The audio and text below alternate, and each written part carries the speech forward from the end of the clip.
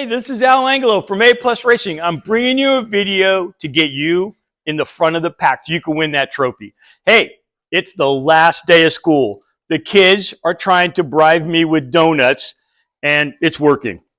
But hey, I saw something on Facebook today, and I thought I'd make a quick video about it. And I've got my Del Oro class here. This is the class of 2024 coming out of my advanced auto program. Some of them are going to be cut loose on the world, and some of them will be back next year. But so congratulations on making it to the end of the class, and I hope you guys all do really well, and I can't wait for the last minute of school. Now, back to this. Hey, somebody posted on Facebook a picture of their car and an alignment spec, and and this is what he said. He said, my car pulled to the left, and I took it to an alignment shop, and they aligned it, and it still pulls to the left. And then he posted a picture of the alignment spec. So before I get to that, I have a picture on the alignment machine that I learned how to do an alignment on right out of high school. So this is it, all right? Sterling's getting that. Sterling's back doing a camera. He's doing a better job this time. Oh, yeah. So this is the machine that I learned how to do an alignment. How long have I been doing alignments? That long, okay? So for about the first 5 years of my life coming out of high school, I just did alignments. I did front end and alignment work, and I've been doing alignments my entire life. So this is a machine I started off with, and now we have the most modern, fully computerized alignment machine that money can buy right here at the school. So, and that's what I teach the kids how to do an alignment on. So here is the specs that he posted a picture. So go ahead and switch it. Okay, so here's the specs, and getting kind of tight on this one, Sterling. So this is the before and this is the after.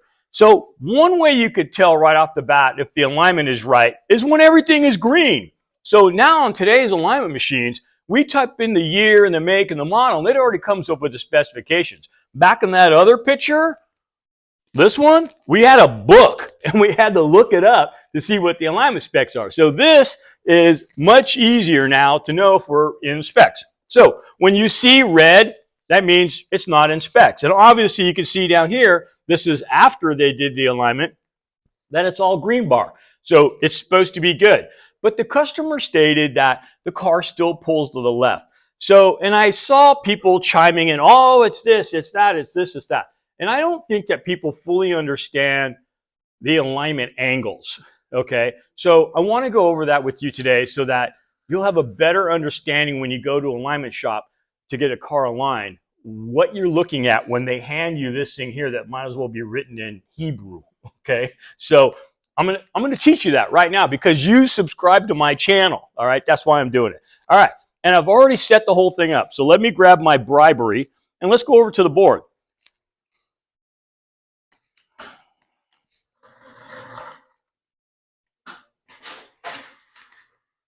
Okay, I'm going to start off with this. I know it looks confusing, but I'm going to explain the whole thing. This is camber, all right? Camber is the tilt of the tire either inward towards the engine or outward away from the engine. That's camber. And I know you guys like to run down Miatas like this, man. The rim's scraping on the inside. I see them all the time on Facebook. And kids in my class have owned them. So that's negative camber, okay? Now, we use negative camber in the Spec Miata to get us more traction, all right? So when we go through a turn, that outside wheel is going to stand up, and if I have a lot of negative camber in it, it'll stand up and give me a flat footprint so that I can have a lot of bite on that outside tire when I go around a turn. That's why we set the car up with negative camber. Now, I always see these posts online. Oh yeah, you're wearing the inside tires out on the rear because you have too much negative camber. Well, I want you to think about this. Why doesn't a Volkswagen Bug wear the tires out in the rear when it has a ton of negative camber? All right. So the reason why is because it doesn't turn from the rear of the car. The only reason why we have tire wear with camber is because of the toe out on turns when we go through a turn. So as we turn the steering wheel one way or the other, the wheels don't stay straight ahead. One wheel turns out more than the other wheel, and it drags the other one. So the more toe out we have, or the more negative camber we have, the more toe out we have, and the more tire wear we have. So that's why a backhoe Volkswagen doesn't wear the tires out. Negative camber won't wear the tires out. It's the toe out on turns that kills it, and it only turns normally in the front. So with that, let me explain to you what it is here. So I've drawn a black tire right here in the background that points to 0. It's 0 degrees. Everything tilted towards the inside, like I've drawn in purple, is negative degrees. So 1 degree, 2 degree, 3 degree, 4 degree, 5 degree, and of course this one is some massive 20 degrees. So this is negative camber. If the tire is tilted out away from the engine, it's positive camber, okay? Now this symbol right here means this is the front of the engine. So we're looking at the car from the front. The driver's over here with a happy face. So there are rules for the 3 major alignment angles. There's all kinds of alignment angles. We could go in for days while there's scrub radius and SIA and, you know, steering inclination. There's all kinds of stuff. But we're going to cover the 3 basic ones that you really need to know. So these are the rules. And I probably shouldn't go over the rules. So some of the kids are still taking the final, and some of this is on the. Is it some of this on the final? Yeah. Nothing on alignments? Oh, you guys got lucky. All right, so rules for camber. It will pull to the side with the most camber, all right? So if you've got them dead even, technically it should go straight, but it won't, and I'll get to that at the end because you subscribe. So it'll pull to the side with the most camber. So if I wanted to write, if I write it right here, so if I say driver side, passenger side, and the driver's side 1.0 and the passenger side at 0.5, it's going to pull to the driver's side because that's the most camber. Okay, so it's going to pull to this side. All right, so that's camber. Now, I'm going to tell you a secret. You won't find this written anywhere. Okay, this is not written. This came from years and years and years of just doing alignment for Goodyear and Firestone when I was a kid.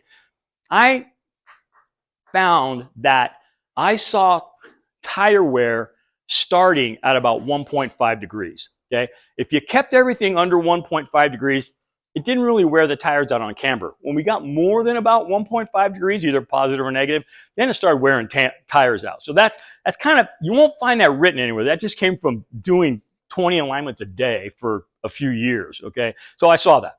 So the rule, will pull to the side with the most camber, and it will wear tires, okay? So camber can wear tires. All right, any questions about camber? Good. All right, let's move to caster. All right, so this is caster. Now let me explain this diagram. This big circle is a tire on the driver's side. This is the front of the vehicle. So the driver's over here, okay? And the way that we measure caster is we measure a line from the upper ball joint to the lower ball joint, we draw a line. Everything on this side, so the driver's side, is positive. That's positive caster. Everything this way is negative caster, okay? We don't ever really run anything into negative. I've never seen a car run into negative. So we're always running into the positive. So let's look at the rule. The rule is we'll pull to the side with the least amount of caster. So if we have caster here, and we have 4.0 degrees here, and we have 3.0 degrees here. Now, if it was negative, it would have a negative. This would have a negative, okay? So that's how we can tell if it's positive or negative on the computer. So this would be causing it to pull to the right. So I usually draw an arrow this way because that's the least amount of caster is going to pull to the passenger side. And on the camber, it pulls to the side with the most. So on that side, it would go like that. So you would think it would be a wash. We'll talk about that in a little bit. So what is caster? Well, caster is also, you guys use casters every day. I'm going to screw up my picture here by having this.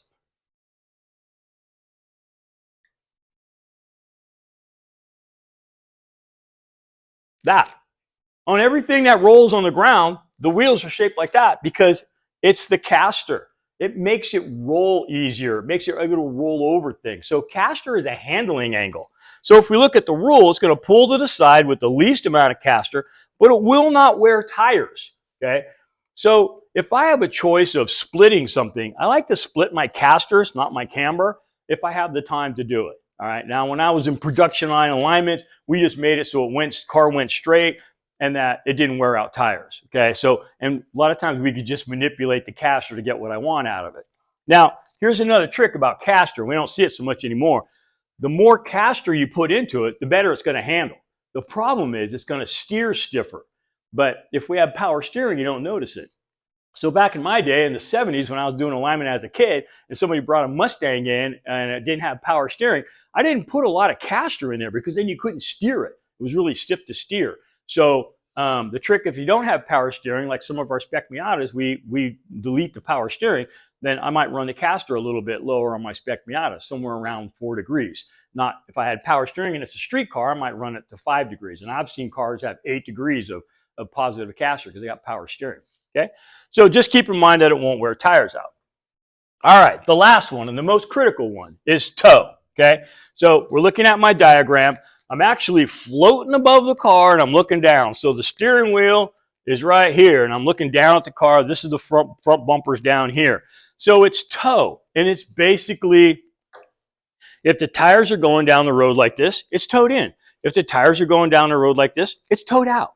Okay, so we don't run them zero. Well, I don't want to say we don't. I do on a Spec Miata. I run zero just for the fact that I want the least rolling resistance going down the straightaway. Most of the time on the front on a Spec Miata, we run it a little bit towed out on the front and a little bit towed in on the rear.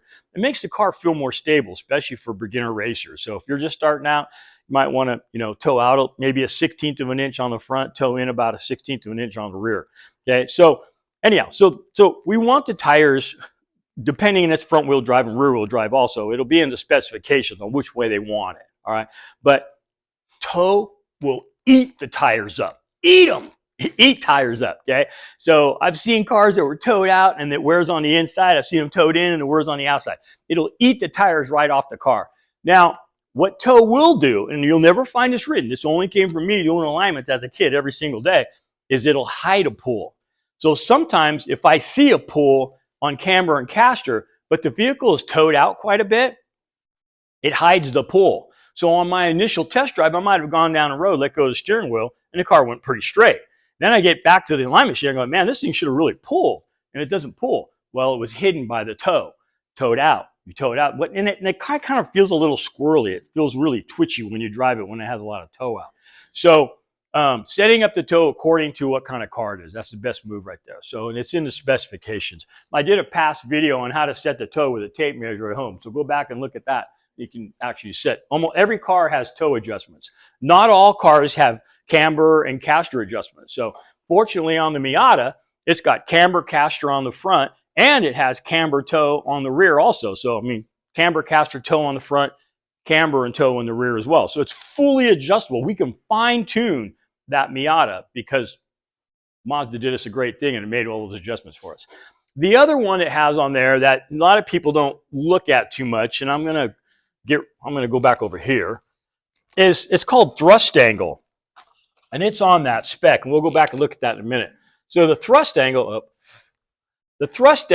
is, let's say the rear tires are kind of pointing in that direction and they should be going in that direction. Okay, well, if you got like an F350 or some truck with a solid axle, you're stuck with it. That your thrust angle, the computer alignment machine will adjust the front wheels to match the rear wheels. So yeah, you're kind of driving down a road like this. But on the Spec Miata, since we have tow adjustment on the rear, we can adjust the thrust angle, and we adjust it when we adjust the tow on the back. So if we center up our rear tires on evenly on the rear, it's going to go ahead and set the thrust angle perfectly straight. Okay. Now, you would think that if we went, now let me give me some more room here, that if we went driver side, passenger side, camber, caster, tow, if we went 0.5 degrees positive, 0.5 degrees positive. It's got power steering. We're going to run 4.5 degrees caster, 4.5 degrees caster. It's rear wheel drive, so we're going to go 1/8 of an inch towed in, and that should be perfect. You would think that that would go straight down the road. It won't. I know. It's hard to believe that's not going to go straight. Here's the reason why. The road is shaped like that. There's road crown. okay? So our car is right here. So what's going to happen is we're always going to have this pull to the right. So we have to kind of change it up a little bit to force the car to pull to the left in order to fix the road crown, to compensate for road crown. So ideally, what I would do is I would change this. I would go to 0. Remember the rule. Pulls to the side with the least caster. So now this is even. This pulls a little bit to the driver's side, the left, and we're golden. Okay? So that's how it's up the alignment if I had to. Okay? If I had all the time and it's my own car, and I would move that caster. Sometimes moving caster is a little more difficult than moving camber. All right? So anyhow, that's what we have to compensate for in order to compensate for the road crown. Now, let's go back and look at the guy's diagram. So we look at his diagram here. Come on kind of close, Sterling. And we see that on the front, he had his camber on the front was 1, negative 0.4. Okay, so we know it pulls to the side with the most camber. So it's going to pull to the left, right? So our caster is 0.46 on this side, 0.50 on this side. So it's the least amount of casters on this side, so it's going to pull to the left. So his complaint was the car pulled to the left when I went in. Obviously, that's the reason why. Now let's look at the back. The camber really doesn't make a difference as far as pulling on the back. So he's at negative 0.7, so not even a full degree. He's 1.5 degrees on this side. The toe, though, look at his toe. He's towed in 0.29 and towed in 0.29 for a total toe of 0.58. Man, I don't know how that's still in specification. That's over 1/2 inch. 0.50 is 1/2 inch. That thing is like this, okay? But his thrust angle is 0. The reason why, he's got 0.29 on this side, he's got 0.29 on that side. So it's going pretty straight. So I wouldn't run that much toe in the back.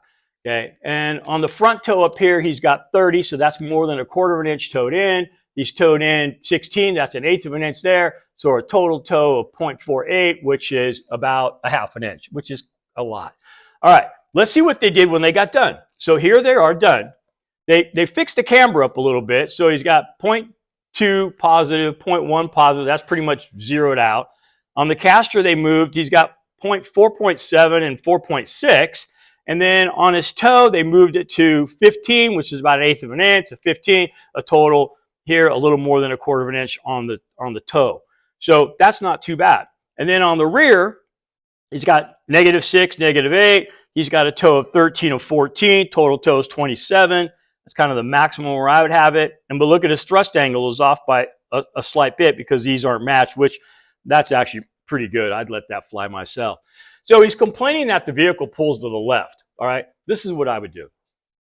I would have liked to have seen them maybe take down the caster here a little bit or bring this one up because obviously the car probably has power steering to compensate for the road crown. But he says the vehicle still pulls to the left. And when we look at this, it's kind of even. It's like everything's kind of pretty much evened out. You know, you got a little more camber here, but it's very slight.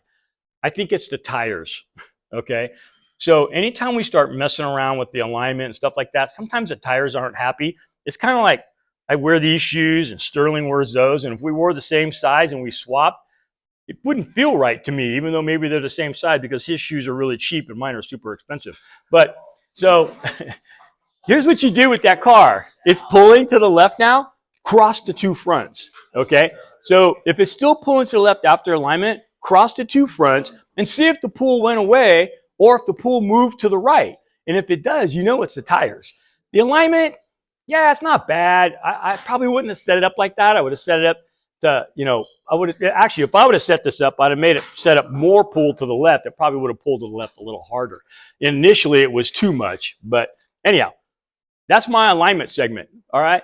So I hope this helped you out. And hey, don't forget to hit that subscribe button. And I'll see you at the racetrack. Bye now.